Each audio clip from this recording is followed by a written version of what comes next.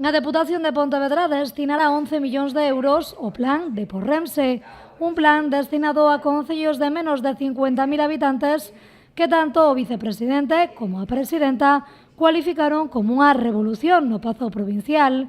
Trátase de 11 millóns de euros destinados a actuacións en viarios de 31 concellos da provincia.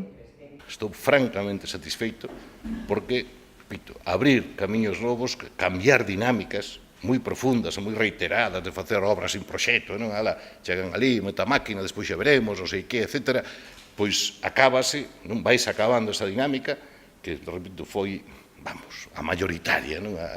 Hasta aí nada, e cambiar as cousas en un tempo tan rápido, pois non é nada fácil, non? O sea, este plan é un antes e un despois. É a primeira vez que a Diputación di, non, vamos a financiar preferentemente, vamos a valorar os proxectos que estén ben traballados, ben pensados, ben estruturados, con solucións técnicas correctas e demais. É a primeira vez que se fai.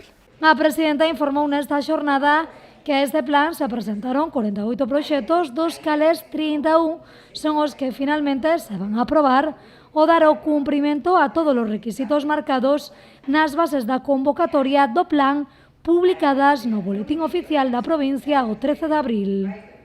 Primeiro titular, nunca. En toda a historia da Deputación, os concellos da provincia foron tan protagonistas na recepción de recursos da institución provincial. Máis de 300 millóns de euros. Por lo tanto, certamente, como moi ben di o vicepresidente, unha inversión como nunca, histórica, e máis, eu estou segura que a cidadanía se pregunta como é posible que poidamos dedicar a tantos recursos cando non se facía, de transferencias aos concellos. Pois ben, 48 proxectos presentados. Para a liña 1 de Lombos e Pasos, 3 concellos presentaron, e para a liña 2, a de actuacións viarias globais, 28 concellos. Un plan do cal, a presidenta quixo destacar, se van a beneficiar concellos de todas as cores políticas. Adxudicación a concellos. 10 do Partido Popular, 9 de gobernos gobernados polo Partido Socialista, 7 do Bloque Nacionalista Galego e 5 de Mareas ou Independentes. O plan de Porrense conta con 2 liñas a través das cales se distribúen as subvencións entre as actuacións para a instalación dos pasos sobrelevados e redutores físicos de velocidade.